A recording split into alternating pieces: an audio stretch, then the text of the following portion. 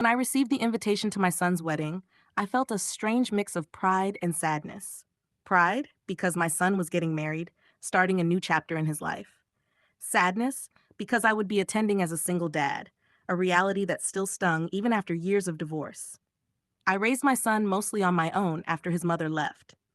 I worked two jobs, saved every extra penny, and gave him everything I could. I never complained, even when my hands ached from late night labor or when I skipped meals so he could eat well.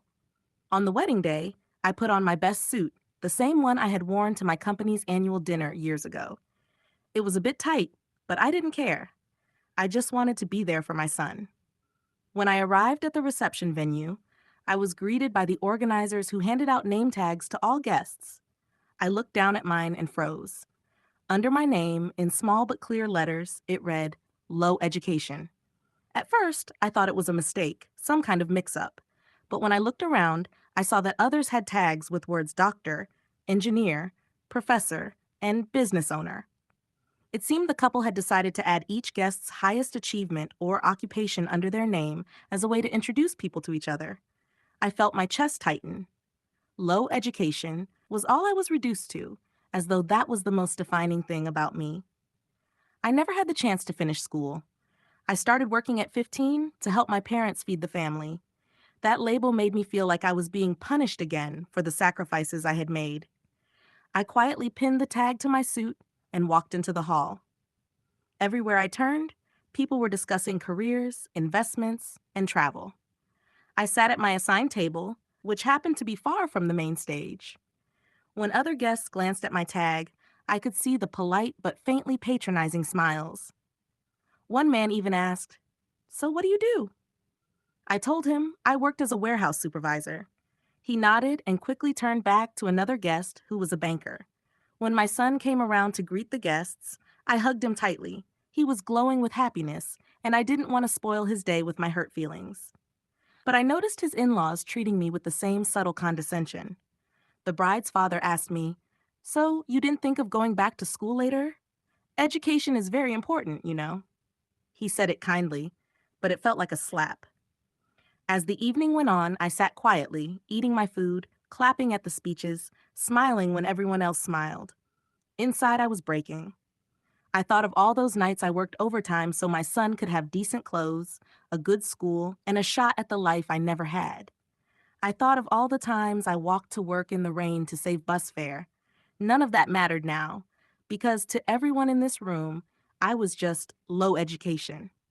Then came the moment for the parents to give a toast. My ex-wife went first. She spoke about how proud she was of our son and how much she had done to raise him well.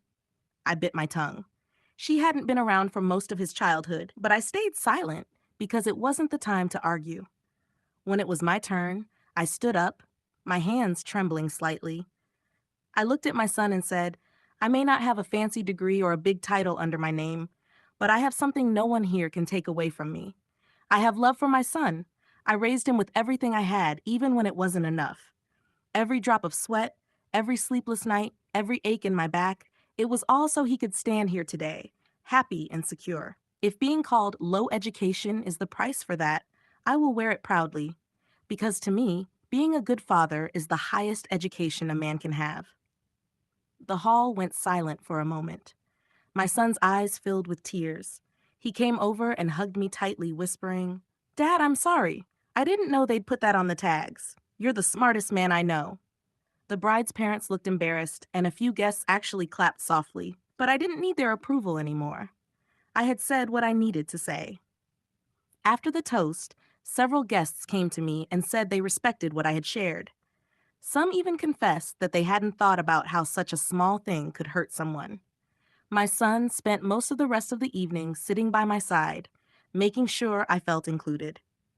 When the night ended, I took off the name tag and folded it carefully before putting it in my pocket. Not because I wanted to keep it as a wound, but as a reminder. A reminder that dignity isn't given by labels, it's earned by living, by loving, and by refusing to let others define your worth. As I left the venue, I looked back once more at my son laughing with his new wife.